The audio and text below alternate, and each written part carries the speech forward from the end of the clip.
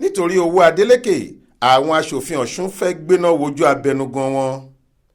dùgbẹ̀dùgbẹ̀ tó ń mì lókè lọ́wọ́lọ́wọ́ báyìí nílé ìgbìmọ̀ aṣòfin ìpínlẹ̀ Ọ̀ṣun yóò já bí wọn kò bá tètè wá nǹkan ṣe sí i. àfàìmọ̀ ni kí wọ́n má yọ abẹnugan wọn nípò kó tó di ìparí sáà rẹ̀ lóṣù karùn-ún ọdún yìí.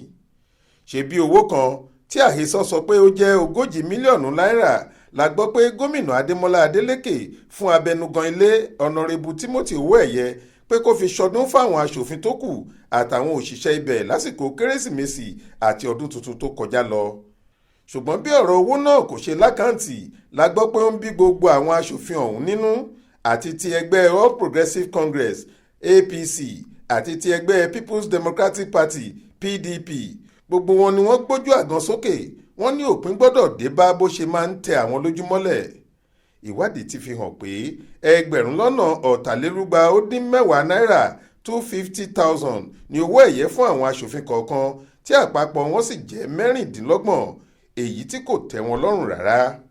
kódà a gbọ́ páwọn aṣòfin ọ̀hún lọ ṣèpàdé tó gbóná kan lọ́jọ́ tọ́sídẹ̀ẹ́ ọ̀sẹ̀ yìí nílé ìtura kan nílùú Òṣogbo níbi tí wọ́n ti takú pé kò sófin tó fún owó ẹ̀yẹ lágbára láti máa gun àwọn gàràgàrà. nígbà tí aṣòfin kan tí kò fẹ́ ká dárúkọ ọ̀hún sọ̀rọ̀ lórí ìṣẹ̀lẹ̀ náà ó ní ìwà tí abẹnugan ọ̀hún hù kò tẹ́ àwọn lọ́rùn rárá. ó ní lóòótọ́ làwọn gbọ́ pé owó ẹ̀yẹ lò lára owó náà láti fi ra ìrẹsì òróró àti adìyẹ fáwọn òṣìṣẹ́ ilé ìgbìmọ̀ aṣòfin pẹ̀lú àwọn tí wọ́n máa ń gbé nǹkan fún lọ́dọọdún.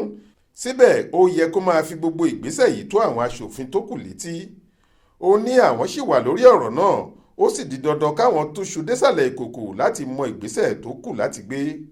àmọ́ ṣá agbẹnusọ fún abẹnugan ilé ìgbìmọ̀ aṣòfin ọ̀hún ọ̀gbẹ́ni Kúnlé Àlàbí sọ pé kò sédè àìyedè kankan láàrin àwọn aṣòfin ọ̀hún o owó ò sì lè dájà sílẹ̀ láéláé nítorí pẹ̀lú ìṣọ̀kan làwọn fi máa ń ṣe gbogbo nǹkan táwọn ń ṣe. Babáṣọlá Florence ló ṣàkójọ ìròyìn yìí fún iléeṣẹ́ tẹlifíṣàn Aláròye online. Faith Adébọ́lá ló kà á sétí ìgbọ́ yín.